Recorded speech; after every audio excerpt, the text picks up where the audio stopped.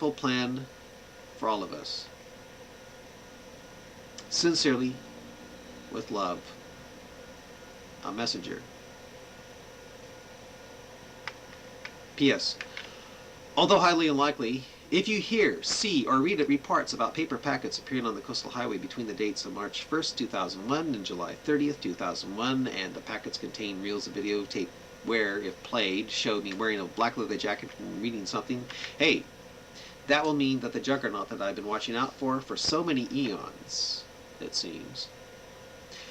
The very thing that inspired me to do this from the beginning has become activated.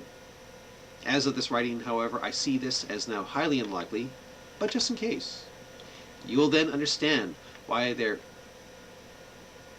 you'll understand why something like Messages from the Edge of Earth came into existence.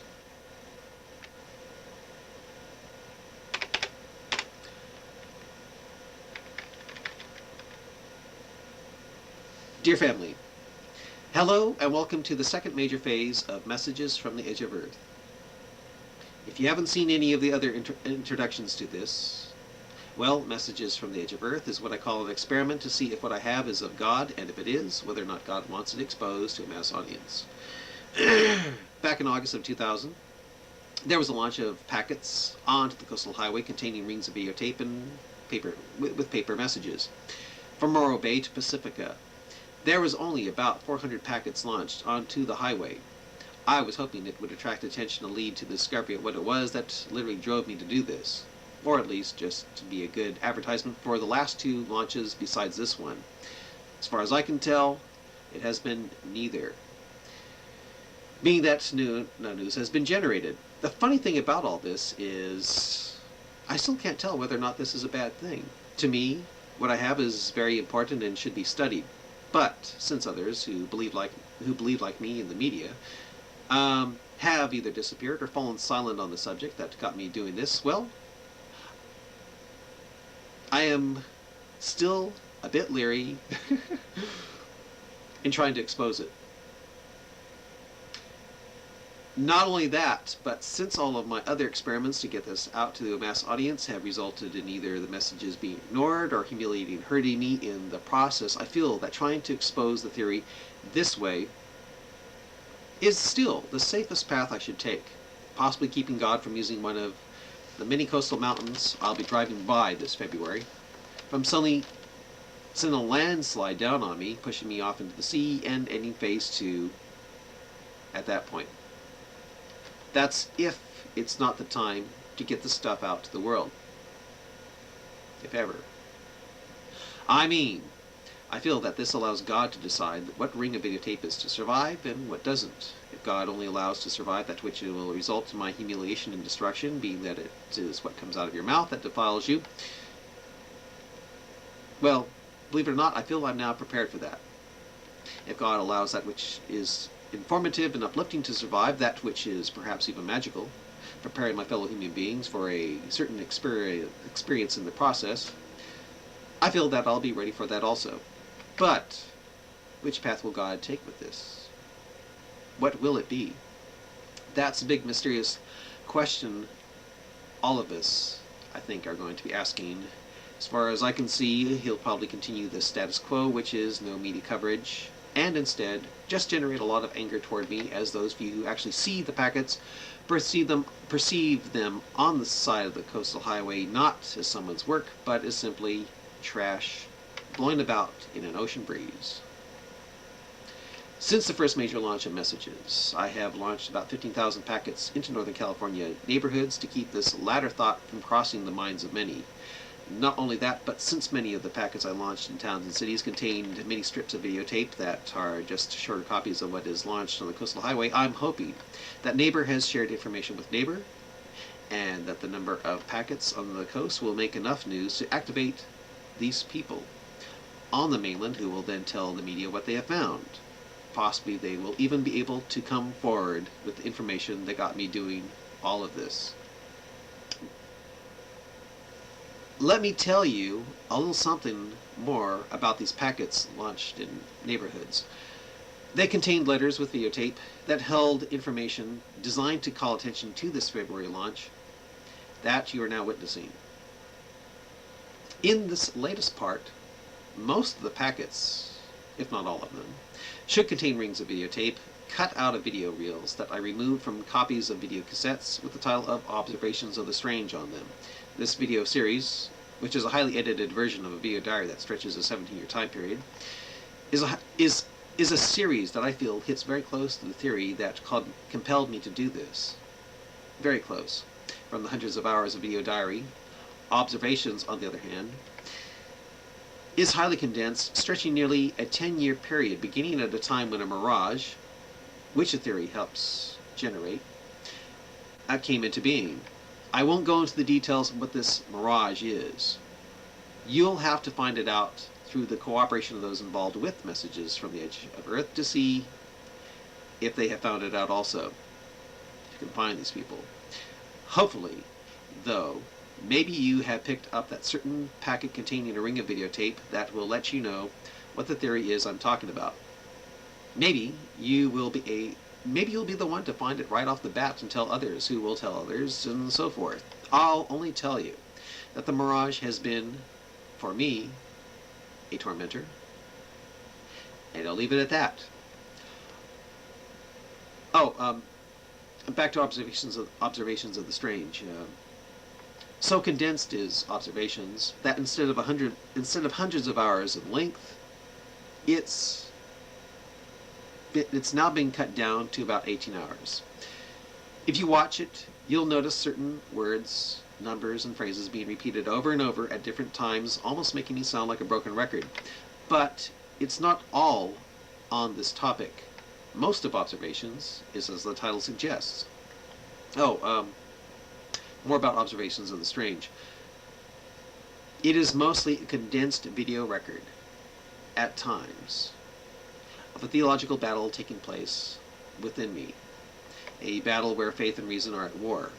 I'm hoping that the only parts of this second phase of messages that survive are only of the times when faith has really given it to reason.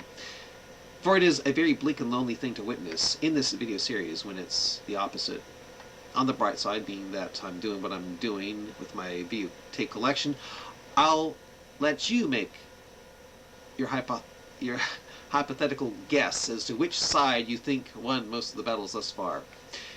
Depending on which part of Observations you have picked up and spliced into a video cassette, you might be shocked. As if you haven't seen this introduction first. To me, this project is very important, although it seems like a scheme to achieve some sort of fame, and perhaps 15 years ago that would have been the case. I think you judge differently if you could sit through a complete, uncut version of Observations of the Strange. Observations is not a flattering portrait of the artist. The voice can be monotonous, the thoughts embarrassing and boring, full of painful agnostic-sounding doubts and fears that may cause a religious and spiritually minded person to want to run away. But there is more to it than this bleakness and humiliation. To me, Observations of the Strange is an experimental tool in messages to only see if certain things will be revealed that I feel will become very beneficial if they are revealed. But again, will God allow this message out? Again, so far from what I have witnessed, it will be, as usual, ignored. Totally. The packets I launched onto the lawns of friends and family from August to December created zero discussion. Nothing. They still know nothing about messages from the edge of Earth, as far as I can tell. Anyway, being that it seems highly important to me, I've decided to add another dimension to the equation that might make people all the more willing to check out what I have to say. Instead of directions to acquire 10 grand from me like I had in the original launch of Messages from the Edge of Earth, a launch that failed to gain attention due to the stupid way it was launched, I've decided to lower the amount to 5 grand. But in the process, make it far easier for one to acquire an undamaged videotape for accessing, thereby providing the necessary information. There is a catch to this. though, of course. Instead of having a year to find the place that the directions will send you to, you have 6 months from the second major launch of messages from the edge of Earth this February. $5,000 may seem meager to you, but if through some miracle this project becomes a big deal, remember that the person who attains this special strip of video tape, will be holding the only one of its kind. In all the thousands of packets I've launched in neighborhoods from August to December, and all the packets I've launched in the coastal highway, you could be the only one with that certain strip of videotape. $5,000 to lose is a small price to pay for me if I can bring attention to messages. Like in the first launch of this special tape, the message will be sandwiched between data that puts forth another theory. A theory, like the one that drove me to do this, that God also seems to not want known to the public. Does not want the human race to know about. In other words, my money may remain safe. Anyway, I would have let those on the mainland know about this certain prized ring of videotape in the packets I gave them, but I'm not picking up. But I'm not picking the greedy to search this out. As a matter of fact, I expect very few, if any, to be anywhere as intrepid enough to risk life and limb to discover the mystery of what message is all about. Those who actually venture out to the coastal highway to pick up packets, not knowing money is involved, but to find out what is behind this, will be, to me, heroes. Before I close this message, I just want to tell you, if you are worried that I'm going to be littering up the coastal highway till the day I die whenever I get another concept in my head like this one, fear not. Messages from the Edge of Earth is halfway ended. 6 months from the February 2001 launch, there will be another launch of packets onto the coastal highway, but it'll be a fifth the number I have planned for this February. It's containing 2 rings of videotape. It'll be a reel of videotape with nothing but observations of the strange, along with an introduction at the beginning, telling the viewer what I've learned and experienced with this experiment thus far. 6 months after that, somewhere in February 2002, if the theory still remains to be discovered, I expect to launch silvery flying saucer-shaped objects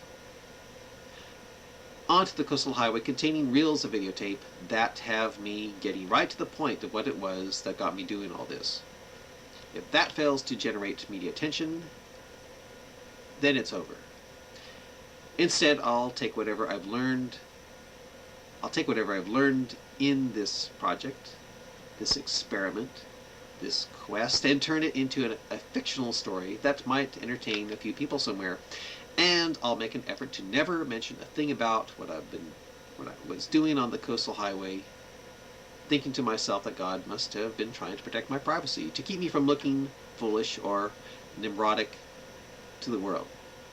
I hate putting words in God's mouth by writing fiction, but after the 2002 launch, I think God won't mind if I, in a way, turn the thing into fiction.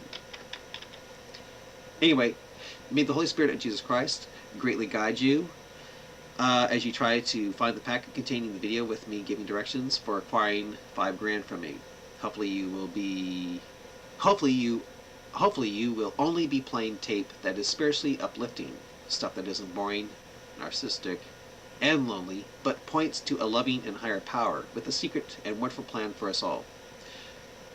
Sincerely, with love, a messenger.